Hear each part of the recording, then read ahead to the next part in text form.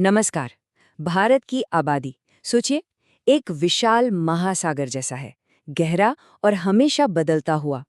तो आज हम इसी में गोता लगाने वाले हैं। आंकड़ों के जरिए ये समझने की कोशिश करेंगे कि भारत की आबादी इतनी बड़ी क्यों है, लोग रहते कहाँ हैं और इसमें बदलाव कैसे आ रहा है। तो चलिए शुरू करते हैं। कभी सोचा है कि अगर इंसान ही ना हो तो दुनिया कैसी होगी? ये एक बड़ा गहरा सवाल है ना? देखिए, लोग ही तो हैं जो किसी भी चीज को संसाधन बनाते हैं, समाज खड़ा करते हैं, अर्थव्यवस्था चलाते हैं। इंसानों के बिना सोचिए, कोयला क्या है? बस एक पत्थर का टुकड़ा। और कोई भी बाढ़ या तूफान आपदा नहीं कहलाएगा, क्योंकि उसे महसूस करने वाला कोई है ही नहीं। मतलब हर चीज को मायने तो इंसान ही देते हैं। तो चलिए, जब हम इन लोगों की बात कर ही रहे हैं तो देखते हैं कि पूरी दुनिया के नक्शे पर भारत कहाँ खड़ा है।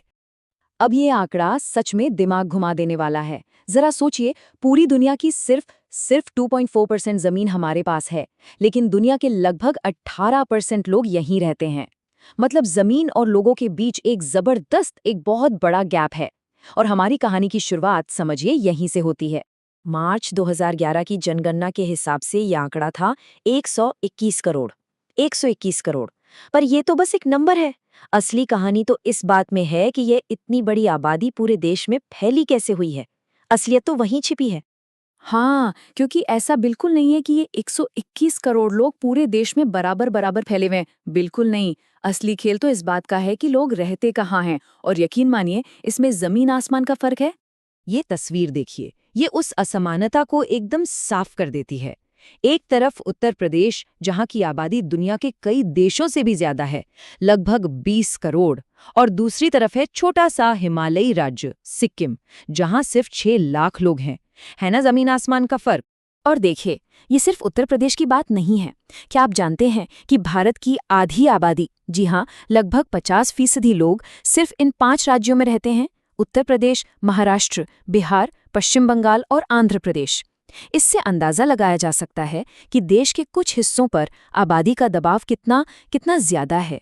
अच्छा, इस असमान फैलाव को और अच्छे से समझने के लिए एक टर्म है पॉपुलेशन डेंसिटी, यानी जनसंख्या घनत्व।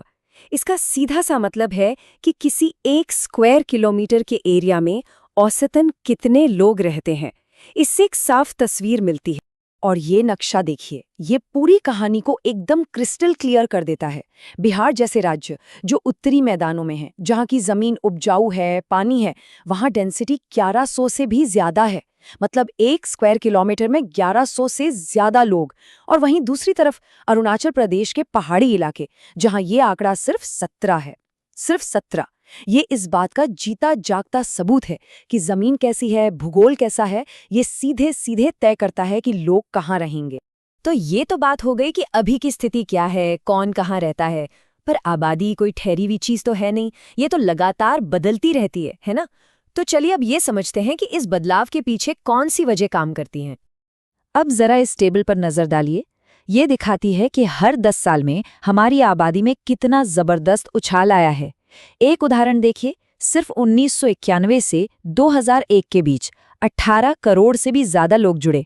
पता है ये कितना है? ये ब्राजील की पूरी आबादी के बराबर है। और ये हुआ सिर्फ 10 सालों में। तो ये सिर्फ परसेंट की बात नहीं है, असली नंबर में ये एक बहुत बहुत बड़ा इजाफा है। लेकिन यहीं पर एक बड़ा दिलचस्प सवाल खड़ा होता है। आंकड़े ये भी कहते हैं कि 1981 के बाद से आबादी बढ़ने की जो रफ्तार है, जो रेट है, वो धीरे धीरे कम हो रहा है। तो अगर रफ्तार कम हो रही है, तो फिर भी हर साल करोड़ों लोग जुड़ कैसे जाते हैं? ये कैसे मुमकिन है? ये कैसे मुमकिन है? और इसका जवाब छिपा है हमारी पहले से ही बहुत बड़ी आबादी में। सोचिए, जब आपका बेस ही 100 करोड़ से ज्यादा हो तो उसका छोटा सा 1 या 2% का ग्रोथ रेट भी करोड़ों में होता है।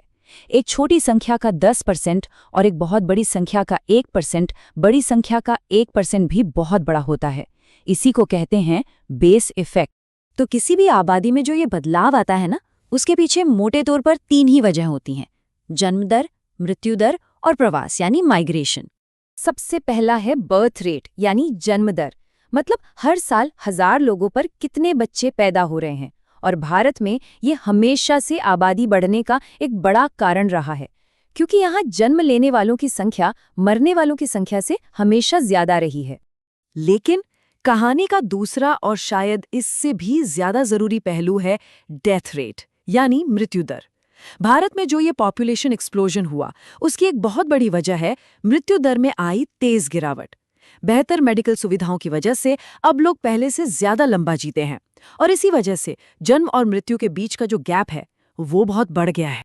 और तीसरा फैक्टर है माइग्रेशन, यानी प्रवास, लोगों का एक जगह से दूसरी जगह जाना। अब देखिए, देश के अंदर होने वाले माइग्रेशन से देश की कुल आबादी तो नहीं बढ़ती, वो तो उतनी ही रहती है। लेकिन हाँ, ये देश के अंदर आबादी का नक्शा जरूर पूरी तरह से बदल देता है। भारत में ये माइग्रेशन ज्यादातर गांवों से शहरों की तरफ होता है, और इसके पीछे दो तरह की ताकतें काम करती हैं। एक होते हैं पुश फैक्टर्स, यानी अपकर्षण कारक। जैसे गांव में गरीबी, बेरोजगारी, ये वो चीजें हैं जो लोगों को गांव छोड़ने पर मजबूर करती हैं, उन्हें बाहर धकेलती हैं। और दूसरे होते हैं पुल फैक्टर्स, यानी अभिकर्षण कारक। जैसे शहरों में नौकरी के बेहतर मौके, अच्छी जिंदगी, ये वो चीजें हैं जो लोगों को अपनी तरफ खींचती हैं। तो इस माइग्रेशन का नतीजा क्या हुआ? देखिए, 1951 में भारत की सिर्फ 17% आबादी शहरों में रहती थी, और 2011 आते आते ये आंकड़ा लगभग डबल होकर 32% तक पहुंच गया। ये हमारे देश के सोशल स्ट्रक्चर में एक बहुत बहुत बड़ा बदलाव है।